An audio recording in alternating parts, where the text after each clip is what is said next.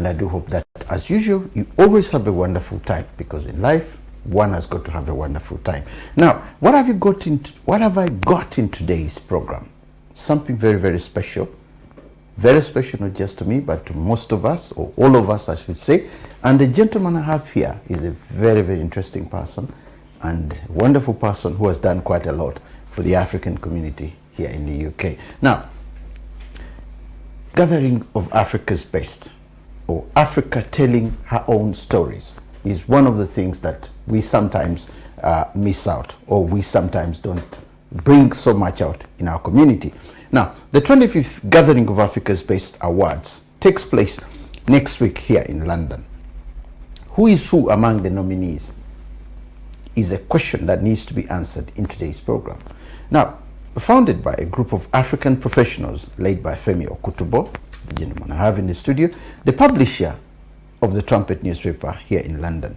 The event has grown from strength to strength each year as many receive their awards for their contribution to the African community in the United Kingdom and Europe. Among those that have received awards are diplomats, politicians, musicians, teachers, university professors, actors, sportsmen and women. All those have got awards over the years. Now, with me in the studio, as I said, Mr. Femi Okutubo, the publisher, the Trumpet newspaper, who is also an entrepreneur. Welcome to the program. Thank you very much for having me. Now, first, we want a historical background about these awards, the history of these awards. Because one other thing that we normally have is that we know the awards are going to happen next week, but what's the history? Why did it come about? It's very difficult to tell the history of the Gathering of Africa's Best, GAB Awards, without mentioning very briefly something about the Trumpet newspaper. Okay. So in 1995, we started the Trumpet newspaper following what we saw as negative stereotypes about Africans. In fact, we started with Nigerians. So what we found out was that hardly would any Sunday go by without the British national newspapers covering a story, a negative story about one fraud or the other that is said to have been committed by a Nigerian. And things were so bad that the sins or misdeeds of a very minute few was being used as like a brush to tar the larger community. And so I felt that if we didn't tell our own story, nobody else would do that. Or better still, if you don't blow your own trumpet, nobody else would do that. So we started what then was called Nigerian Trumpet newspaper. And then somewhere along the line, we noticed that the problems that Nigerians were facing was not just peculiar to Nigerians. It was something that was affecting Africa as a continent and Africans as, you know, the diaspora African community as a whole. So we felt that there was the need to sort of expand our net, so to speak, which is how we rebranded from Nigerian Trumpet to The Trumpet in 1998, I believe it was. Okay. And then shortly after that, we felt that, okay, rather than just report on the positive activities happening among Africans and within Africa, that there's actually the need to reward those who are contributing to the promotion of the positive image of Africa and Africans via an awards ceremony. And that's what sort of led to the birth of the Gathering of Africa's Best Awards. It wasn't anybody's particular ideas. Someone's idea, for example, coming up and saying, okay, hang on a minute, maybe we've lost out. Why aren't they putting our names forward? Like, for example, the BBC shows or the what? Very rare you meet Africans in there. It wasn't something that you've seen from somewhere. Then it incorporated that into that. It wasn't a case of probably looking at maybe seeing a particular event because I'm not even 100% sure there was anything that time that catered for the audience that we were catering for. But what we felt was that as a newspaper publisher, it wasn't enough to just report on activities. We could actually encourage ourselves and encourage people who actually, you know, doing great things in their various fields of human endeavor.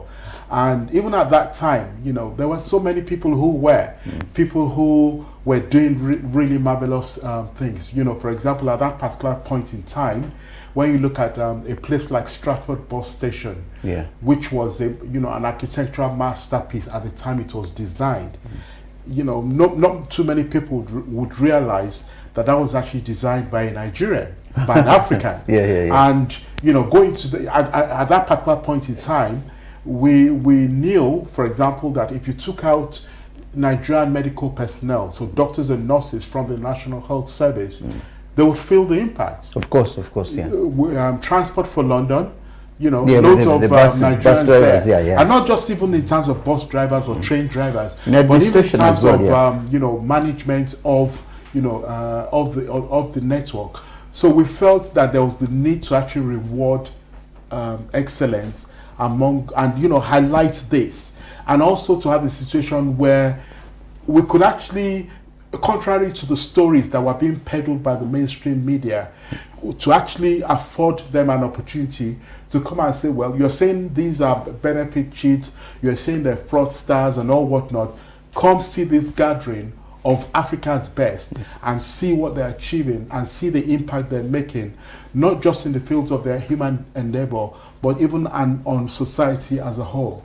Now there's something here which was probably never catered for, and that is the mainstream. Because talking about issues in the black community with the mainstream media, at times when I visited them, the BBC, the Channel 4s and all that, and one of the things that always come up to me when I ask them is that, have you approached the African communities? Have you approached the African media for some of this information rather than getting the negative one? And they were saying, no, they need to contact us. They need to get in touch with us if they have good stories, community stories or anything, but they don't get in touch with that. Have you ever had that kind of communication with the mainstream? Because this thing is not picked up by the mainstream media. Just a bit of clarification. So when you say, you know, who are the who? Are you referring to the community, or are you referring to the African media? No, the Gapa Awards, for example. The Gapa Awards. Okay. Say, for example, we are holding the Gapa Awards tomorrow, and we are saying, let me approach them and tell them that we are going to have these awards. If they're interested in coming to cover them, then, you know, if they're interested. Because they claim now that we actually don't go to them. Well, we don't go. So they have to find our stories rather than we go. Is that thing existing at all? Or when we go there, they don't really welcome us or something like that? Okay, put it this way. I have a two-pronged answer to that. Okay. Now, in the first instance, when the mainstream media wants to report negative stories, you know, the subject of their reports don't come to them. They find the news somehow. You know? So how can it now then be that when there's something positive happening, that they feel that, you know, they have to wait for people to come to them? If they're not actively, you know, I think they need to recognize that if, for example, we're talking about London, or if we're talking about UK, whatever reporting any media does needs to reflect the taxpayer, you know, the audience that they cater for. So that, you know, that would be my first approach to that. Now, in terms of directly answering the question, we, for example, have invited, you know, mainstream media to our events. We've not had enough media coverage as much as, you know, we should. They've never turned up at all. They don't even send anybody. They've never turned up. We've had the odd one or two, you know, but again, for whatever reasons, I can't stand for the defense. You know, sometimes these things are business decisions.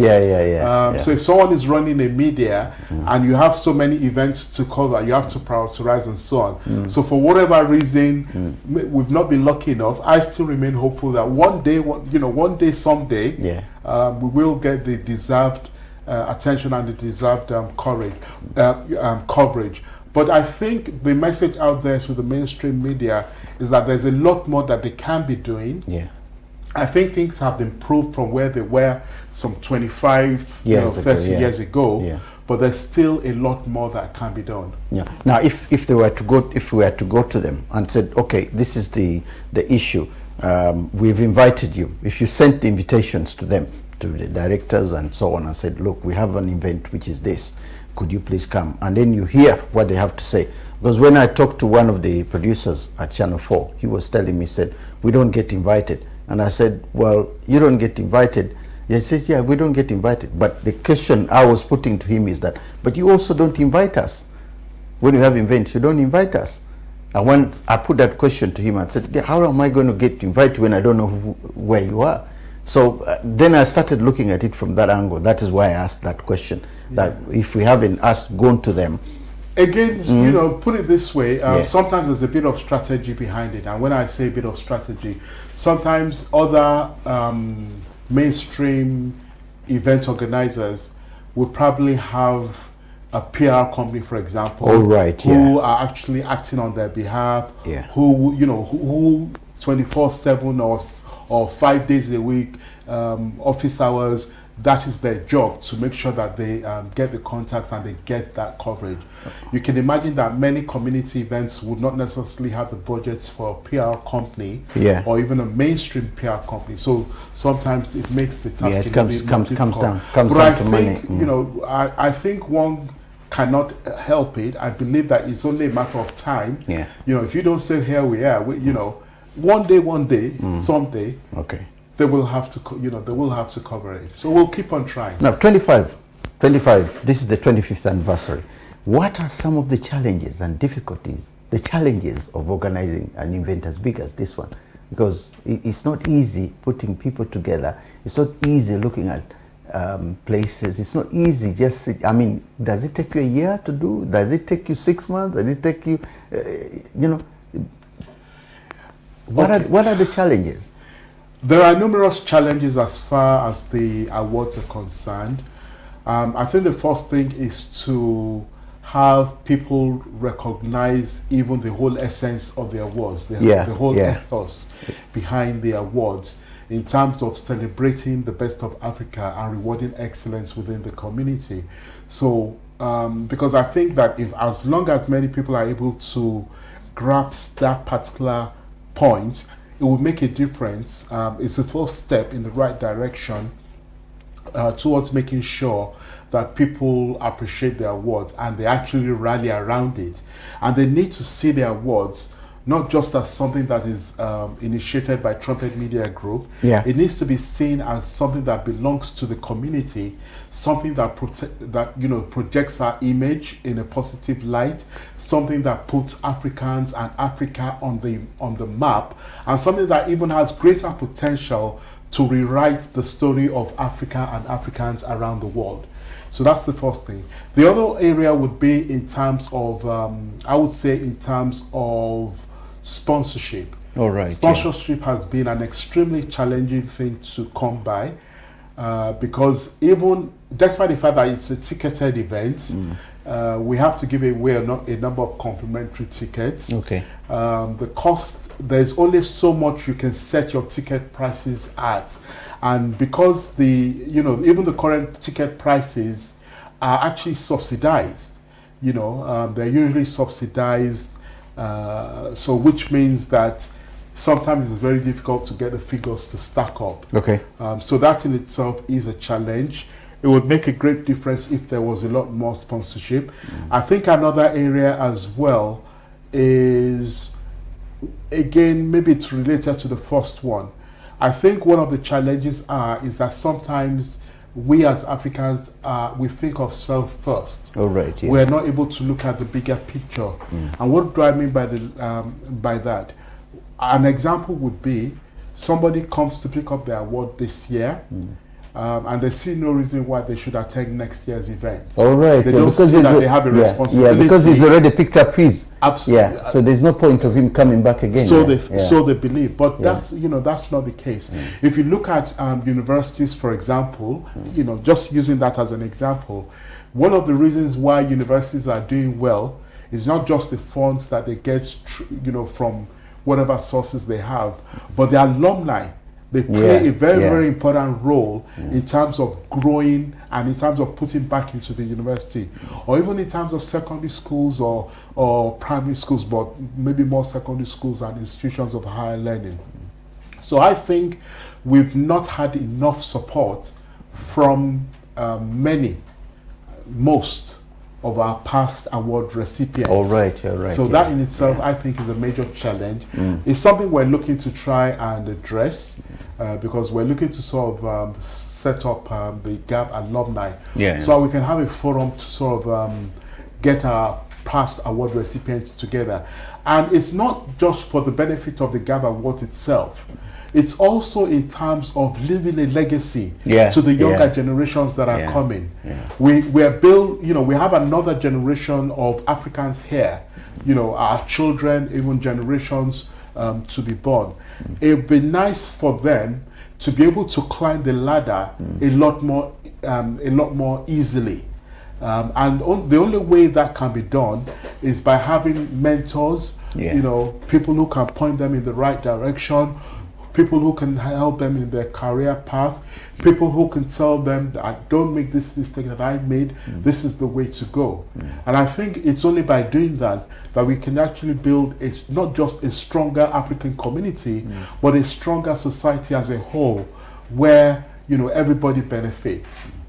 Selection is a major issue as well, and twice I think I've had somebody talk to me about it, and in fact, even when I talked about the subject at one point at an event I attended in central London, and somebody said, well, GAP Awards, okay, how do they, no, so-and-so is supposed to be on the list, so-and-so, there is that element of selection, which, we as Africans are, so-and-so's son, so-and-so's daughter, the kind of people, you may have so many people coming in, saying so-and-so should be, given an award, so-and-so should be given an award. But then there is that element of where you're going to look at and say, you balance it.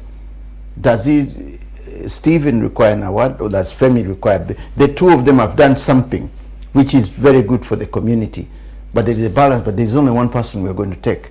Or there's a man and a woman who are equally into almost the same position. How do you sit down and come up and say, okay, we've got so many people saying Stephen should get an award, and there are people who are saying these are the numbers, 50-50 or 80-80, something like that. How do you come to that conclusion that we really need to get Femi the award instead of Stephen? Okay, I think one cannot answer that question without understanding the GAB Awards nomination process. Okay.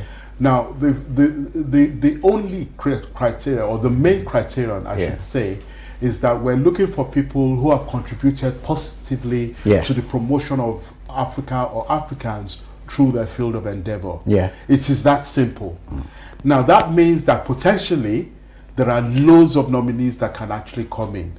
Now, we have a 3-stage process as far as the nomination and awards process is concerned. So we have the first stage, which we call the nomination process, where people can actually be nominated, or they can nominate themselves. Oh, they can nominate themselves as well, People can actually nominate themselves. So that's the first stage of the process.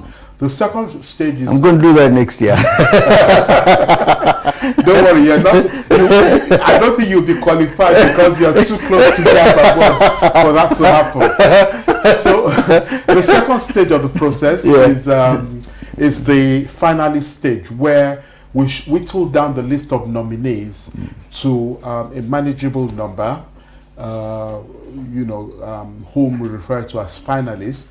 And from the finalists, we now whittle that down to the recipients who are actually announced on the night. Now, in terms of criteria, one unique thing about the GAB Awards is that as far as the categories are concerned, we are of the strong view that it is very subjective sometimes, or most of the time, to say that somebody is the best fashion designer for the year, or somebody is the best, TV station for the year. Okay. And I'll give you an example. If you have a fashion designer who designs African wear, and you have another fashion designer who specializes in bridal wear, in reality, you're not comparing like for like. In their own individual genres of fashion, they probably distinguish themselves so well that you cannot really say one is better than the other. So what we simply look for, so it's quite possible that sometimes, depending on the amount of nominations that we have in, Yeah. we might have given awards to two different categories. To two different people in the same category of fashion. Yeah. So again, the process is quite open in terms of the fact that it's open to the public and people can nominate themselves. We look at what people send in, and based on that, we choose the strongest, depending on the number of awards we want to give out for that year.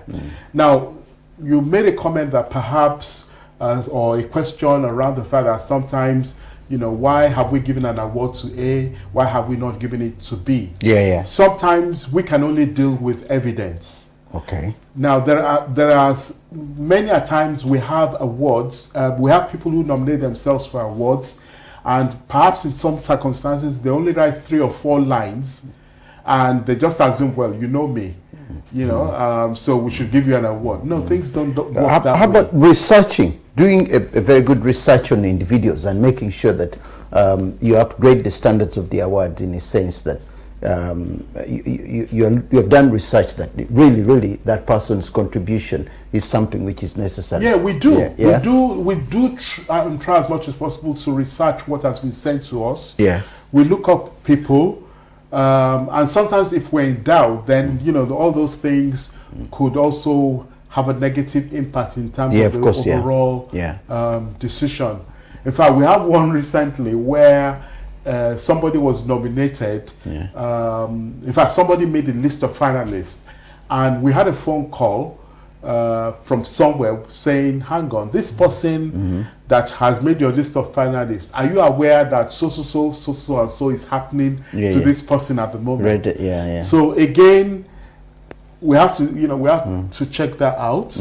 But at the same time, we looked at the evidence that we have before us, and we had to take an informed decision on the balance of not balance of probabilities, but based on the evidence that we have, to say, well, does this person tick the boxes? Does this person meet the criteria in terms of what we want?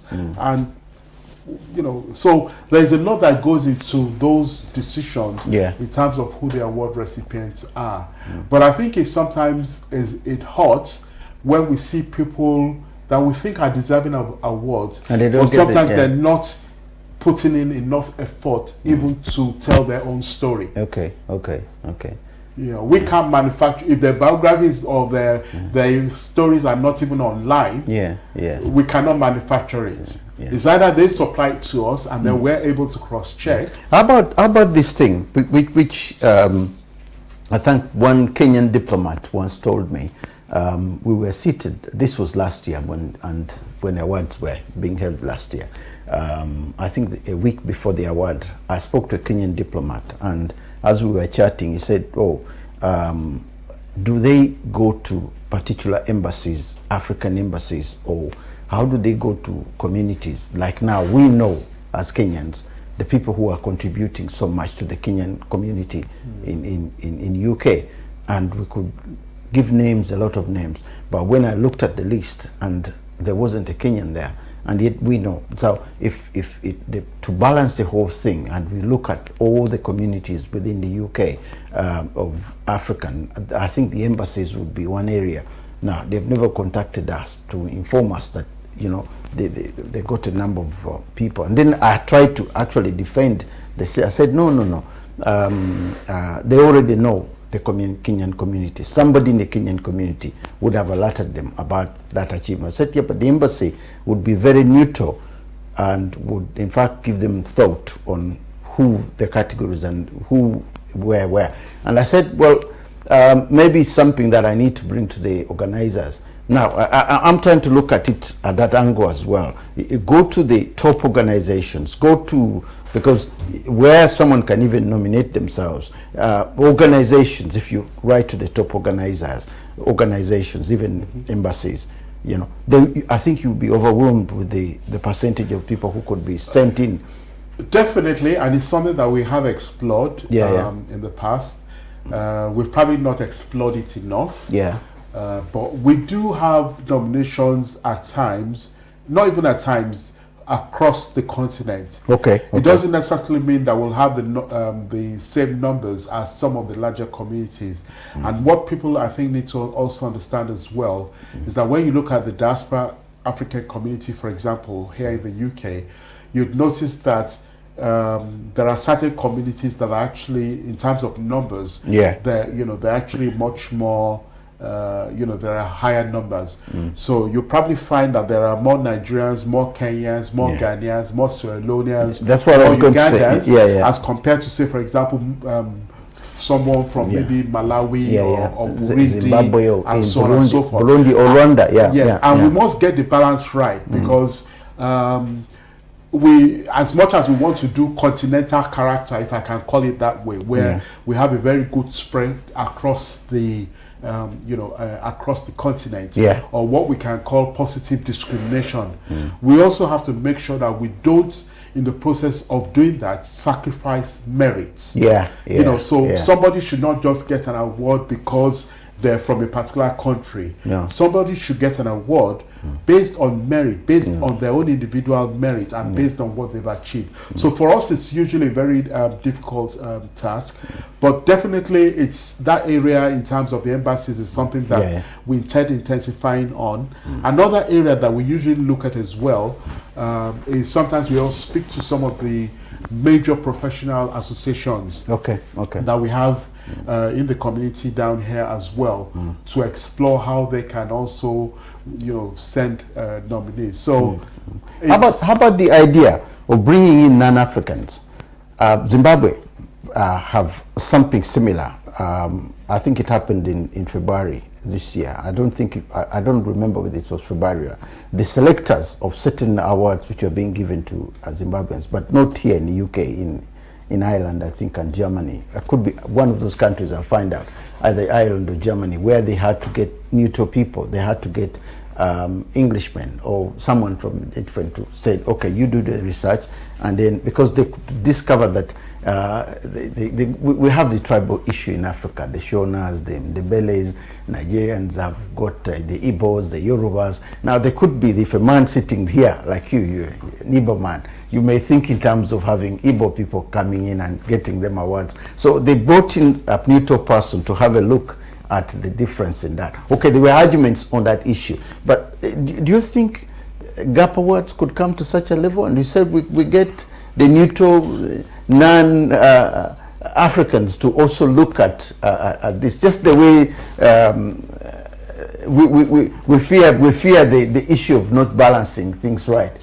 Put it this way. You haven't reached that level. No, put it this way. I do not necessarily believe that it's going to make that color would make a difference in this whole issue. It's not color. I'm just saying somebody neutral. Somebody neutral. Somebody, for example, an Englishman here won't be affected whether you are an Igbo man or a Yoruba, or either you're Ugandan or Kenyan. You never can tell. You never can tell. He will simply go for the right to say, look, it's Stephen.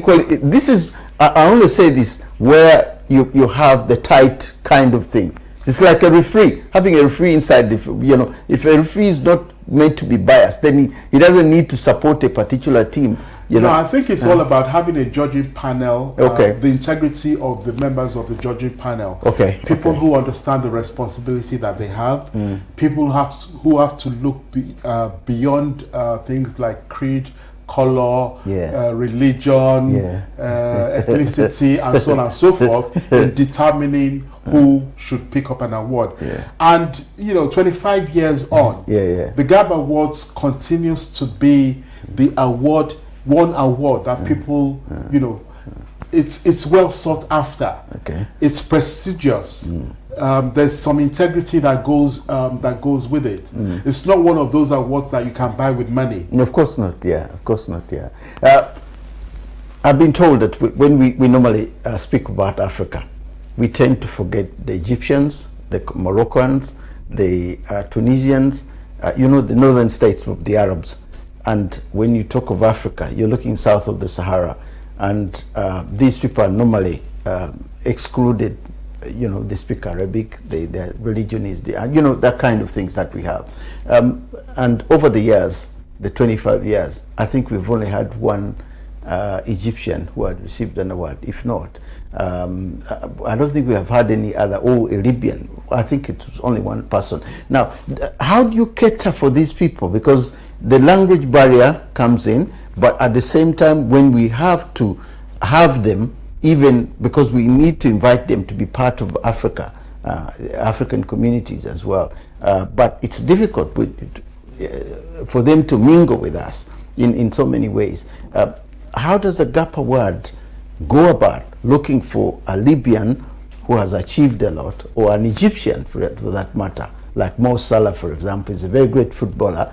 To me, I think he deserves an African award. And then we have another Moroccan guy who played very well in the World Cup. Not only football, but I'm saying even there was a tennis player. I think she's from Morocco as well, or Tunisia, and she reached the finals of Wimbledon 2 years ago.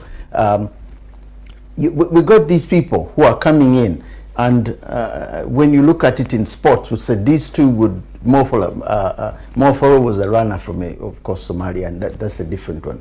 But I'm looking more at within not just the sports arena, but in other arenas as well. There are diplomats who are from the north, who have achieved a lot. The former Secretary General of the United Nations, from Egypt, is another very interesting, Dr. Butchers Gary. I'm looking at that as well. How do you look and say we can cater for these people as well? Okay, now put it this way. I cannot overemphasize the fact that the GAP Awards is open to the public. People could nominate themselves. Okay. And people are usually nominated. So at the end of the day, we can only work with the pool of names that we have that have appeared before you, from wherever they come from. What we can also do, and what we've also been doing, is a bit of outreach. We see communities where we feel that perhaps they're hard to reach, or there's not enough nominations coming from those areas. So sometimes we try and engage those communities. We've had, I remember a couple of years ago, we had even people from Malawi. We had somebody from Malawi. I think we've had from Burundi. So even the northern states. But I think there's a challenge there as well, because sometimes what you actually find happening is that many of the North African states. And this, I think, is not just peculiar to the GAP Awards. I think, generally speaking, they also tend to relate more with the Arab world compared to even the Africa continent as a whole. So geographically, they see themselves as being part of Africa, but in every other way, they see themselves otherwise. So I think all we can do is continue to engage. We're not able to manufacture names, so we'll continue to engage. And for example, the embassies, the community associations are areas that will continue to engage to try and make sure that there's a very, very wide reach across the continent. Now, something else which was suggested as well, I think last year in one of the speeches given by one of the Nigerians who received an award, and he said something about non-Africans who have contributed positively towards development of Africa, but they're non-Africans.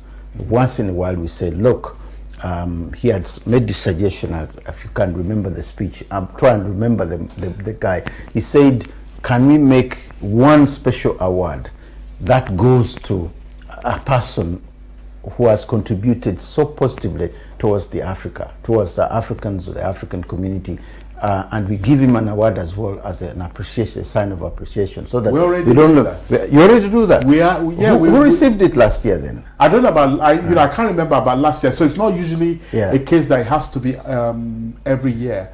It's because the GAP Awards is open to Africans and Friends of Africa. Okay. So Friends of Africa would be somebody who may not necessarily be a son or daughter of Africa, but who has some link. either through the work they do that impacts Africa. I remember there was a year where we even had someone from as far, I think it was the Netherlands, who runs a meat factory, the Pluvera meat factory. So for those who eat Pluvera chicken, which is quite common among Africans, it was nice to see, you know, to have that company around, a company that has paid some attention to hygiene, the way chicken is packaged compared to the way sometimes it's done in some of the local shops here in the UK. You know, I don't want to sort of go into too much details, but that's just an example of a non-African who, for example, because of the work they do, has picked up an award. There've been quite a few. Now, is there any ideas of, say, for example, these awards ever being taken outside the UK? Because I know you've been to Manchester a year before, and I think there's an opportunity of going to Ireland or something. But Africa, say for example, the GAP Awards for next year or a year after, and they said we are traveling to Uganda, we are traveling to Kenya, and then we say, okay, the recipients of some of the recipients of these awards will actually be on the continent. Then those who can't travel over there to be part of these celebrations can receive the awards here, although it is meant to be in UK and Ireland. But is there that thing in order to give these awards a much bigger promotion? Can it happen? It's actually definitely on the drawing board. So what we did, we started the Manchester one, and I think we did 2018. We've done 2 editions in Manchester, which I believe was in 2018 and 2019. Unfortunately, COVID came in 2020. That sort of put a stop to that. It reduced the momentum with which we were going. But the whole idea was to use Manchester as a test, test ground as part of our expansion plan, and to see how we can get delivery partners. So things are only just picking up again. This is the second physical event that we're doing after COVID. So we're going to be looking for a situation. We're definitely looking at a situation where we can take this back to Africa, but it may not necessarily be a case that we won't have the awards here. The idea would be to probably have some delivery partners in various parts of the world, maybe various parts of Africa, possibly the US, who we can work with to deliver GAP Award editions for those places. Because if we were to restrict it, we can only give out so many awards in a year. I doubt whether we can give up to 25, 30 awards in a year.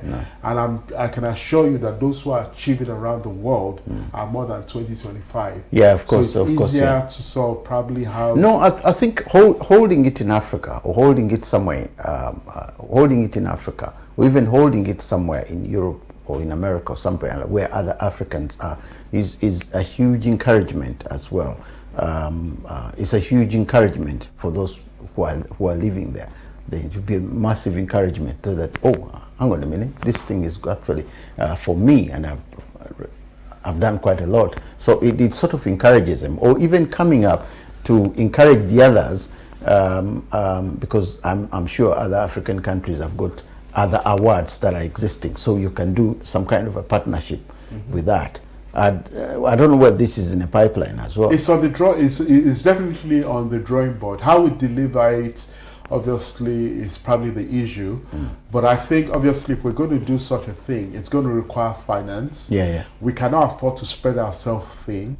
So we definitely have to work with some form of partner, partners to sort of get this done. It might be something like an agency franchise model, but it's something that we're still trying to work out, but we'll get there one day. Now, Africa is a male-dominated society. You know this. Is and it? Yeah, it is. I'm not sure of that. No. Our cultures are such that our dominance as men, and we've seen, but there have been so many women achievers, and I'm glad that it's always mentioned, and the GAP Awards has tried to bring this sort of level. But even then, when we look at those who recipients of the award, we're still looking at more numbers of men than women. The numbers over the past 25 years, there have been more men, despite the fact that so many women have achieved it. No, I know, Femi, you don't believe me, but because where's the statistics? Okay. I'll give you the statistics. I'll give you. I'll go through my what and but it's just where you have about 10 men, there is I think something like 3 women or 4 women. But I'm not saying women have been achieved or women haven't been given, but it's just that the levels that are happening at the moment are note that, okay, there are so many women parliamentarians, there are so women who have become into business and into employment, into, you know, there's so many successful women out there. I don't know, women out there watching, they show me, say, look, I'm becoming a campaigner. I'm becoming a campaigner for them. No, I'm just trying to see that the balance of that can be addressed as well in a way that, okay, this year, 2023, we have had more than 15 women receiving awards than men.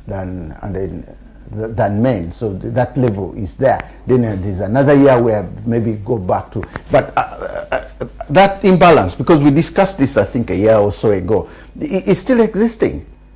It's still there. It's still there. Unfortunately, I don't have the current list in front of me. If I had my phone, I would have wanted to actually double check. We don't seem to have an issue with gender balance. Okay. In fact, I'm tempted to believe. In fact, for this year's awards, I actually believe we have more women. Okay. In on this that year's, list. I believe so. Yeah. We have a sizable number on there, definitely. And even off the top of my head, because at the beginning, the reason why I'm bringing this up, maybe the first couple of 8 to 9 years, we were really having more men. There were top men, there were governors, there were, you know, diplomats. They were all, practically almost of them were men. Okay, these things started changing, but it started changing, and then we started having about 4 or 5 women. Because I've been following this all along, 5 women, then there are about 8 to 9 men. Then this, yeah, but, know, but then 5 women out of 8, out of 8. Is that not? No. Listen, the ratios usually, if there are 15 awards and you have 4 women, and then you have the rest of them are men, and then the next year the ratio goes this time 2 women or 3 women. I mean, the balance is such that it's been going up and down. Sometimes okay, let me try and address that. Yeah. Like I said, I still maintain that gender balance hasn't really been a major issue with us. Okay. And when it comes to the recipients, what you will find out is that it's not just between males and females. So we also there are also organizations that are usually on that list as well. So when it comes to an organization, you can't really put it down to male or female. Or when you are the word is going to an organization. Yeah, you can't classify it as male or female. Okay. So sometimes that would sometimes that would have an impact on the picture that you're looking at. But in reality, we do, as far as I'm concerned, I think we've had a very good balance between male and female. And sometimes, we have organizations as well. I still maintain that, and I stand to be corrected, but I strongly believe that, just based on the little that I do know, that even for this year's awards, I think there might be more women than men on the nomination, on the finalist list. Okay. And probably potentially, in fact, definitely on the finalist list. Yeah. There were more women, I'm sure of that, and I'm almost certain that as far as there are recipients to be announced on Sunday, there are actually likely to be an equal or more representation of women on that list. Okay. So gender balance has never been an issue. We don't reward maybe just because they're women. No. We reward because they're also making a positive impact and they meet the criteria. Yeah, I understand that, and the whole point is that if it comes back to the point that I asked you as well, where there is that balance, where there is, say, a man and a woman, in the middle somewhere, and then you have to make a choice. Who among these people is really going? You toss a coin. What do you do? There's a man and a woman. Because I remember there was hang on. There was a time when the husband and wife were split up into the same field, and I think who was going to get the award? Was it the wife? Was it the husband? Somewhere along the way, the wife said, "Okay, we need to share that," and the husband was saying, "No, come on, everyone will call me and just share this award with my wife. You give her own award." But at the end of the day, they are in the same industry. They have both been nominated, and I think something to do with the film. There was a film at the film industry. I can't remember it, but they're both Nigerians, and that thing came up, and we discussed it briefly, and then of course it went away. We said no, okay, maybe she'll get they shared the award instead of one of them taking it. But why I'm bringing it up is that it's one of the things that will keep on recurring when you have people in the same field, and then you have those who are seated to they are both been nominated, they're both qualified to get an award, they both have almost similar points in a way. Then it's called the selectors are caught up in the middle, you know, where like what the BBC does is that people actually nominate, people do, and then they count the numbers and said, oh, there were more people who voted for Stephen than so and so. Although you may regard, so that they create that balance, said, oh, no, it's actually the people who voted for such and such a person. It's done nothing to do with the selectors. You see my point? So I'm looking at it from that angle, because these gender issues will always be there, where someone will point a finger and said, no, I think you gave it to him because of this. And even men will point a finger and said, you gave it to her because she's a woman. But indeed, it should have been me. You see the point? But you have to create that sort of that so that we avoid all these inconsistencies. Okay, I hear what you say. Yeah. And I definitely don't agree with you. I definitely don't agree with you. I think one thing one must emphasize on is that the integrity of the judging process is extremely important. Okay. And I think by the grace of God, over the years, we've been able to prove our mettle, we've been able to prove our worth in that regard. And that's why the GAB Awards are highly coveted. The other issue is that when it comes to selecting who should pick up an award, whether you're male or female does not come into the picture. It's purely about, it's purely about the merits. The merits. And let's even again, I also made a point earlier on that sometimes it's a bit subjective to say that somebody is the best in a particular category. Okay. I even went one step further to say that we have given awards out sometimes to more than one person in the same category. Simply, and I gave the example of the fashion designer, the one that does African wear and the one that does bridal wear. If they've met our criteria, if their case is, among the strongest among the nominations that we've received, then definitely they'll go through.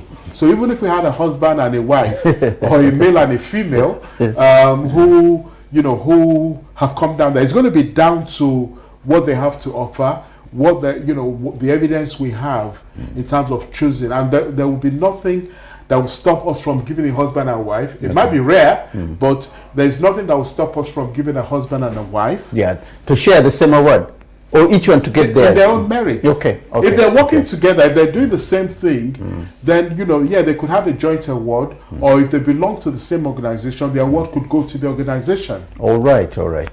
I get your point. Religious leaders in the past, several have been given awards, but suddenly I can think of one of our bishops, here, who should have maybe received one for a couple of years ago as well, because he's really done so much as far as the Ghanaian community and the Nigerian communities are concerned. Then there was another one. I think there are about 4 religious leaders who have received awards only. That category of religion appears and then it disappears. In several words, at the very beginning, it wasn't there. Then it appeared. Then there came a period of time when there was no religious leaders given any award, which meant, but these religious leaders have always been there in our community.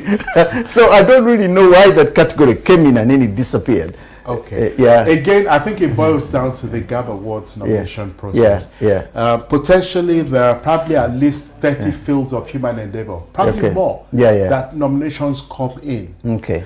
And maybe in a year, we may not give out more than 8 to 15 awards. Yeah. So which means that in any given year, we may not necessarily be able to cover every category in a particular year. Okay. So what that then means is that usually, even if we had awards for 30 different categories, we'll probably choose those with the strongest profiles, people that would inspire others, people whose work has had an impact on society or the community to which they belong. So that's one good. That's one point. You don't have one particular line list where you are saying that there's religion, there's education, there's health, there is so that each year you're having the same, just like the Oscars, for example. No. The system is the same. Each category has to have it's existing everywhere. Best documentary, best film star. It's the same category. You don't have that because some years you don't have certain ones because people are not in. You haven't found anybody. Again, like I said, it depends on where we receive nominations from. Okay. And I made the point as well that we sometimes when you say that somebody is the best, I don't know, best driver. Yeah. It's very subjective. Because you can have someone who can ride a motorcycle or ride a bike or drive a bike, if I can use that word. You can have someone who is very good at driving a car. You can find someone who's very good at driving a sports car who may not be able to, who may even be very poor at driving a normal car because it's like a toy for him. Okay. Or you may even have someone who is very good at driving a truck who cannot drive a normal car, and vice versa. So again, it's very subjective to say that somebody is the best driver of the year. Okay. I don't know why religion has the question of religion has come. And then coming to religion as well. We're not just going to give awards out to somebody because they're a religious leader. No. This is what I meant for me. Their contribution to our African communities here in the UK, in terms of weddings, in terms of funerals, in terms of these guys really do quite a lot, because without them, our communities are not. Sometimes they even do more than what social workers can do. They go out there in the field. I've seen them when knife crime has taken place. I've been there and I've seen what religious people can do, in terms of consoling people who have lost their beloved ones, and so on and so forth. That's why I say, look, that category should be there in a sense that without them, the churches, the mosques, and so on, that category. So I keep wondering, said, look, maybe the research has to be dealt with in a sense that a very good research has to be done to make sure that at least each year there's a religious leader we have to. Well, it's a suggestion that we'll definitely take on board. The only other thing I'll emphasize on is that even on our website, for the release, as far as the nominations are concerned, we list quite a number of categories on there, including religion that you just mentioned, or faith. Faith that people can actually nominate for. So if we're not getting nominations, okay, I get your point. If we don't get it every year, then sometimes I'm not sure there's too much we could do. I get your point. Young men and young women, children or youth, the youth awards of those who are youth who are prominent within. How do you go to get that category? Because it's again the same like religion. Sometimes it appears, sometimes it doesn't. Okay, put it this way.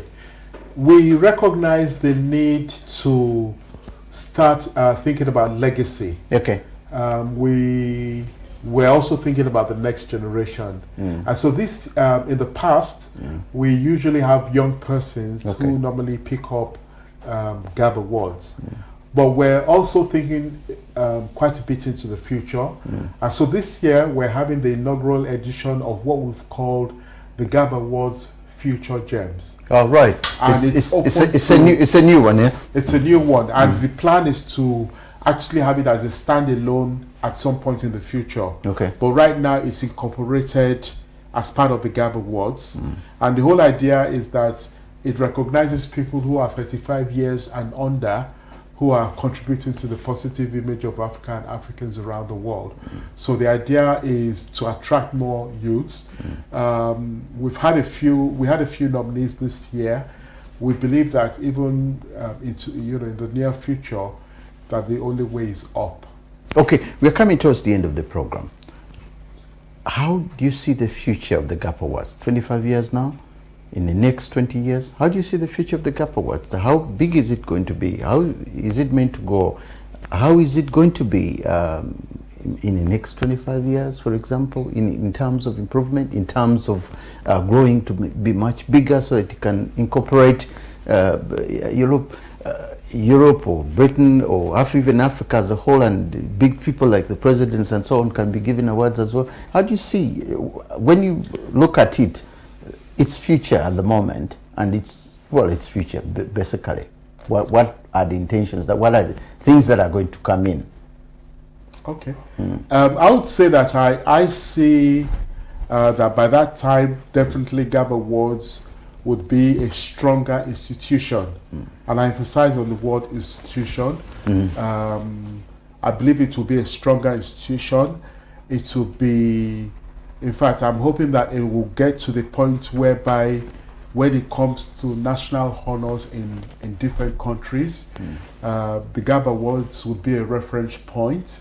I'm hoping that we will even be in a position that we'll have a situation where people are given GAB Awards, and we're even able to recommend some of them to, say, for example, the British government, for example, or the National Honors Committee for awards like the OBs, MBs, and so on and so forth, simply because we're closer to the community and we see the work that they do.